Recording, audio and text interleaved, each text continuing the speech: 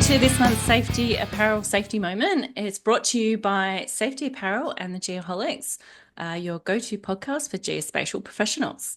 I'm Peter Cox, and I have with me today Russell Hoare, professional land surveyor and proud Geoholics geo expert, and our good friend Matt Stansbury, owner and creator of all things safety apparel. Hey guys. Thanks, Peter.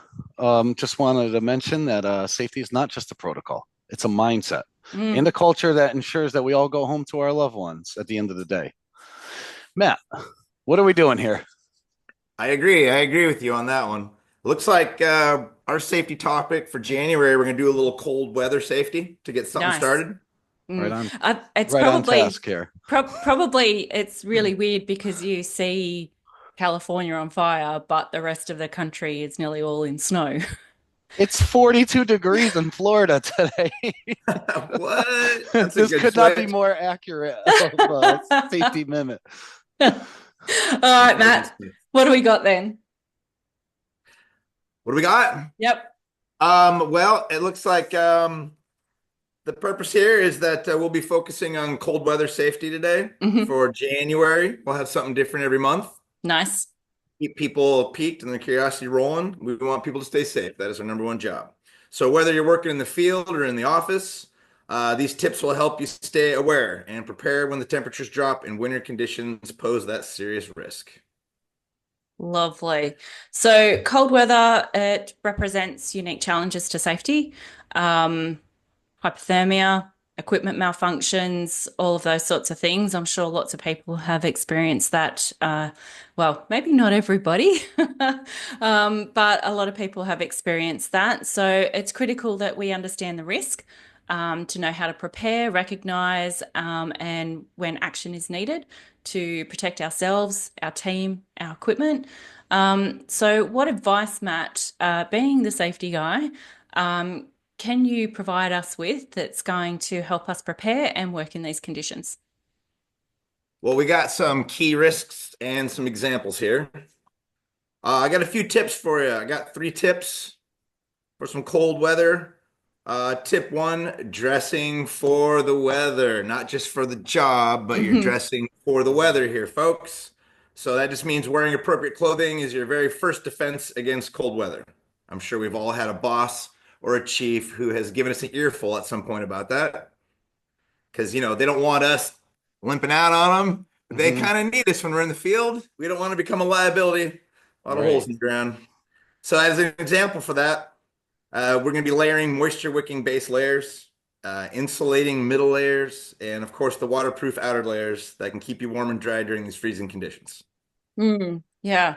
I always remember when I was out in the field working, tights, pants, singlets and thermals and all that kind of stuff and the gloves and stuff, and my boss didn't feel the cold, and it's like I'm standing there at the instrument and he's just looking at me shaking his head, and it's like, got to be prepared, the jackets, the vests, all this kind of stuff. And he's just like, shorts and t-shirt. And I'm like, gosh, you're crazy. So I guess know your own body. Yeah. Yep, for sure. Well, there's that fine line. Our surveyors, we kind of need the dexterity of their fingers when we're touching keys and whatnot on touch screens. And I don't know if they make a heated glove quite yet that's missing just a couple fingers. So your fingers work while your hands still stay warm. So I'm not, maybe that's a new product line. I don't know. I used to do the quarterback when I would run the total station, the pouch with the hand warmers. So I'd keep one hand in there and then take it out so I could use, I'm dating myself, but an old HP 48, this is way back. No, but there's jackets now that have a battery in them that keep you all warm as well. So yes. Yeah, I think they're a game changer. Yeah, exciting times we live in for cold weather battling. Also, part of that tip number 1, besides dressing for the weather, we have our tools and our actionable safety tip, which always wear your gloves, your hats, and insulated boots, and keep your extra clothing on hand in case of emergencies. It's basically your kit, your bounce. I gotta go. I got everything second.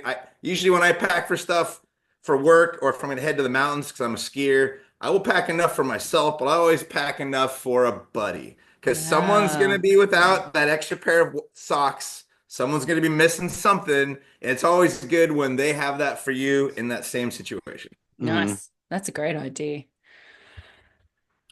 Tip number 2, we got recognizing hypothermia and frostbite. This is a good one because you got to get ahead of the game to be able to save people's lives and keep them out of trouble, including yourself. So you got to be able to recognize it for yourself and for others around you.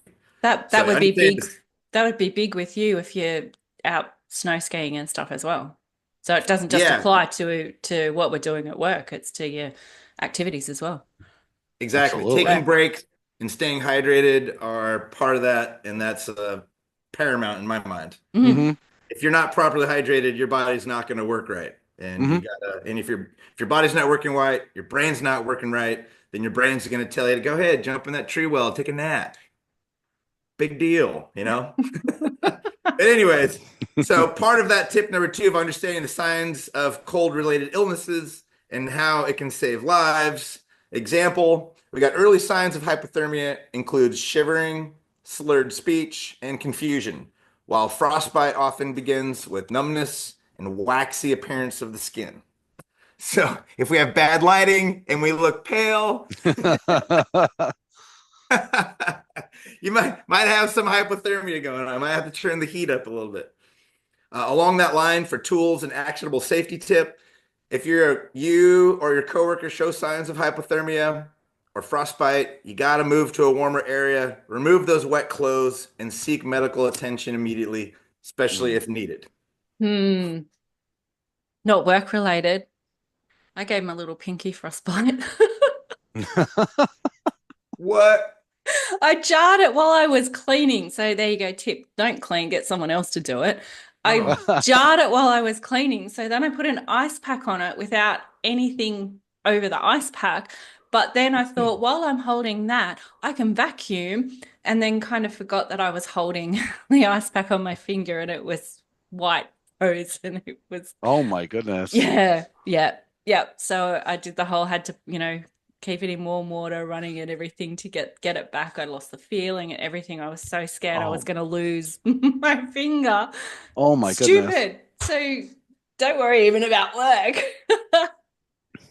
How's that pinky? Do you have all 10? Are you doing Yeah. okay? It is. It's a It's check. good. I lost my fingernail from where I actually hit it. But the funniest thing was coming into America last year, they scan your hand, right? Well, my finger, because it was swollen as well, because I jarred it, skin peeled off, and so it wasn't reading my fingerprint as I was going through security into America. It's like they were just double checking and do it again. I'm like, oh crap. It sounds like an origin story of how you became the most world famous cat burglar. You got no Hey, fingerprints. well, they used to slide them off anyway. Anyway, back to it. It's not just about being out in the cold weather. No, it's true. And when you're using those ice packs, you have to use the proper ice packs that you would get from like a chiropractor or doctor. The ones that stay kind of soft even when they're hard. I had a knee injury one time and I was doing everything I could to keep my knee elevated, but that pack wasn't, I only had one and I was being lazy and cheap. So that one pack wasn't cold enough fast enough after the 20 minutes on, 20 minutes off. You put it back in the freezer. It's not cold enough. So thinking I was being cool, I grabbed one of those little ice packs that you would throw into your cooler, and I strapped that around my knee. Without any protect cloth or anything over it? Oh, No, that's cold. I mean, No, I was well, just going for it. that's what I did. No Yeah, cloth no, you over guys the top. can't do that. Yeah, it was bad news. It left a really big spot on the side of my Yeah. knee where all the hair fell off. All the skin was completely frozen. Like I could grab it and move it around. Had a little bit of elevation to it. That's like my knee is not a benchmark. It doesn't need elevation on it. It needs to be smooth. I need hair there to keep me warm. So it freaked me out. I called my friend who's a naturopath. She's like, "You'll be fine. Just quit being dumb." So that makes two of Thanks, us. thanks. Russ, where's your story? Story of my life. I haven't had a I follow the icing directions. What's it The called? sensible one. I believe it's called. I mean, I've had many in the field where I used to call my dad thinking I had frostbite, and he used to laugh at Mhm. me. He's like, "You've been outside for 2 hours."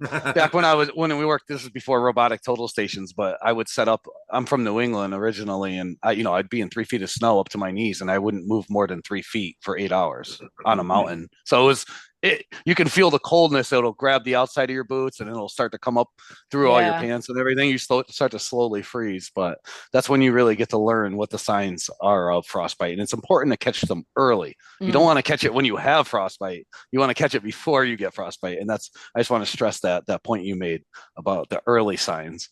But yeah, no, I believe it in America, they say rest, ice, compression, and elevation, right? If you ever have an injury. Yeah. That's the So good I always acronym. try to follow that. I know that because I've been to quite a few ERs, and that's what the pamphlet they give you at the end. They're like, "This is how you're supposed to take care of this sprained knee," from doing stuff like I'm in my 20s, but I'm in my 40s, and I constantly get hurt. So yeah, I guess that's my story. Perfect. All right, Matt, what's tip Perfect. three? Love it. All right. Thanks, Russ. All right. I got a third tip for you. We got cold weather's impact on your equipment. I'm sure we've all had some issues with our equipment at some point, mostly with the batteries. Cold conditions can reduce the performance and the safety of your tools and your equipment. Example, batteries drain faster, like I had mentioned. They drain faster in cold weather. Your hydraulic systems may freeze. It's liquid. It thickens up pretty quick. And metal tools become brittle, which is very dangerous if you are swinging a hammer into a frost pin. That's not what we call around here, but we're going to keep it PC for the Geoholics. Those tend to splinter and they can put shards of metal into your face and your hands pretty quick. And if you don't have your safety glasses on, you're in big trouble on that one. Hmm. I haven't come across that one. I'm a hub bar guy. I'm really tall. I use the hub bar and I'm a master at it. I've taught everyone how to use it in my crew. They're slowly switching over it. The hammers just don't have the accuracy that we like, and we get tired of destroying hubs in the wintertime. They just shatter into pieces.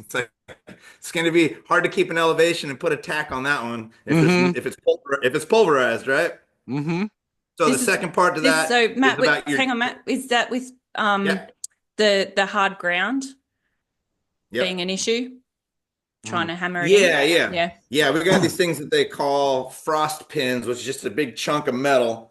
Well, it's got a point on it and it has a Hmm. flat tip on it. It looks like a giant nail is what it Yeah. looks like. And Yeah, we big use railroad that to tie looks like. Yeah. like a railroad spike, just bigger. It's just it's a way to pilot a hole in unruly ground, whether it's compact gravel, anything that's just way too hard. Frozen ground, of course. Got a buddy in Alaska who loves these things. They actually use torches to do the work they need to do sometimes because the frost is so thick, they will start a small fire at the surface and let it burn just to get through that first layer of frozen ground so they can actually get something in the ground that's going to stay. Yeah, right. That's a lot of work.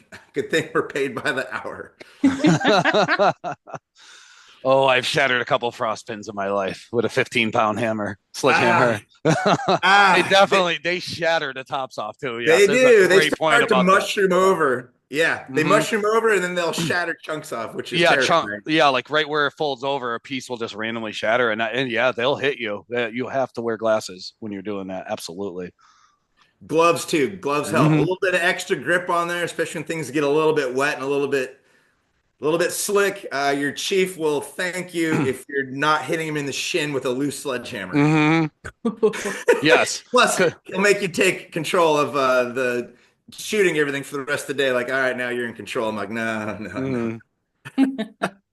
But anyways, the other part of that was so for the tool, an actionable safety tip for the cold weather impact on equipment is to store your equipment in a warm, dry location when not in use. Bring your instruments in. They don't like being outside. They're just like another pet. You got to keep it happy. Hmm. You got to inspect your tools regularly and keep spares like batteries and antifreeze on hand. Just a good thing to keep around. How does it work in the car? Like the car's still going to be really cold and your batteries are going to be really cold still. So how do you manage that? Well, I'm sure Big Oil would love to hear that sometimes we have to leave our cars running. The diesels will sit there. You see big equipment running diesel all day long. Those things will Mhm. Mhm. sit and idle all day long so that diesel doesn't get thick again and just stop working. It's taking that couple minutes out of the day, especially to take breaks when you're hydrating. Go sit in the truck, warm up for a little bit, put your gloves up on that dashboard. Mhm. And this is a good morale booster, even keep a thermos with some warm soup or warm water to make a little cup of tea or whatever you need. It's just a big morale booster to get some warmth on you, Mhm. to get you like, all right, we only got 17 more hours to finish this day. We Yep. got we got to get back out there, and we need all of our little fingies to finish this job. Mhm. And I like do you want said at to. the beginning, Russ, it's mental. Got to keep it first.